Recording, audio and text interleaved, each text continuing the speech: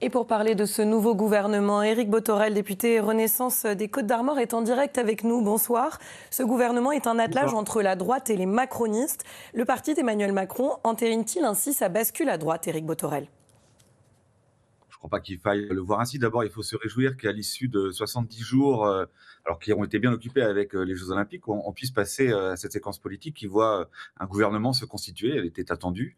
Il aura échappé à personne que durant l'été, des tentatives ont été faites pour essayer de trouver un Premier ministre qui correspond finalement au résultat électoral du mois de juillet. Je ne vais pas rentrer ici dans les détails de qui a fait obstacle au fait que quelqu'un comme Bernard Cazeneuve aurait pu être le Premier ministre, mais en tout cas, ça repose à la fois sur de l'alchimie socialiste qui m'échappe, c'est peut-être un échec de Michel Barnier, peu importe. En fait, ça n'a pas été possible d'avoir quelqu'un du nouveau Front populaire qui fasse consensus. Donc, on a Michel Barnier, qui est un homme reconnu au-delà de son propre parti politique, qui a eu la responsabilité de constituer une équipe. Il l'a fait avec celles et ceux qui ont souhaité rejoindre cette équipe, et vous avez raison de mentionner que ce sont les Républicains et les gens issus de la précédente majorité qui ont fait le choix de rejoindre cette constitution d'équipe gouvernementale. Et Éric Bothorel, je voudrais vous faire réagir à un extrait de notre émission Dimanche en politique, diffusée aujourd'hui. Échange entre Marie Mesmer, députée La France Insoumise, et Isabelle Le Callennec, présidente de la Fédération Les Républicains en Ille-et-Vilaine. Écoutez. Ce que je veux dire aujourd'hui, c'est la honte que je pense que les Républicains devraient avoir.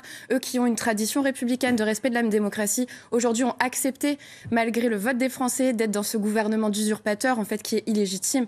Comment vous pouvez cautionner ça, alors que vous-même, vous avez été élu par les voix des Français? C'est comme si vous disiez à un maire aujourd'hui, qui fait 30%, comme le NFP, qui devrait avoir la majorité dans sa mairie, que finalement, c'est la minorité, les grands perdants qui ont l'équipe municipale. La honte pour des personnes qui ont des valeurs normalement, une histoire républicaine. Votre réponse, Isabelle Le Callennec. Écoutez, on va rappeler le fait générateur, dissolution d'Emmanuel Macron le soir même du résultat des élections européennes, avec une grande surprise, y compris pour d'ailleurs ces députés. Dissolution alors que le sujet n'était pas là. On élisait des députés au Parlement européen. Il s'est mis lui-même dans la nasse, il s'est mis lui-même dans la difficulté. Il a provoqué en effet des élections législatives qui ont fait le résultat qu'on sait. Plus de RN, plus de France Insoumise. Donc c'est pas vraiment, j'imagine, ce qu'il avait souhaité à la base. Il a bien de la chance que Michel Barnier ait accepté de relever un défi majeur. Alors vous étiez au Parti Socialiste avant de rejoindre Emmanuel Macron en 2017, Éric Bothorel. Marie Mesmer, la députée de La France Insoumise, est-ce qu'elle a raison? Olivier Faure, lui aussi, parle de déni de démocratie.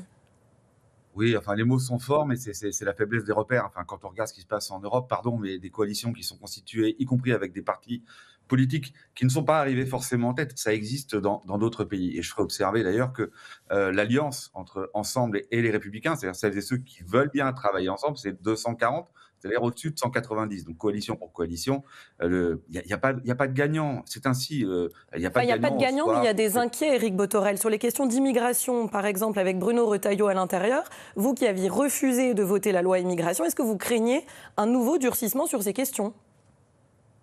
C'est un autre sujet. Je vais continuer à être vigilant, bien sûr. Il ne s'agit pas de donner une carte blanche à une idéologie ou des réformes qui mettraient les équilibres qui sont ceux de l'ADN macroniste, que j'ai rejoint en 2017, qui le remettraient en cause. Donc j'allais dire que l'arrivée de Retailleau au gouvernement doit interroger ceux qui imaginent qu'il va garder ses lignes les plus dures.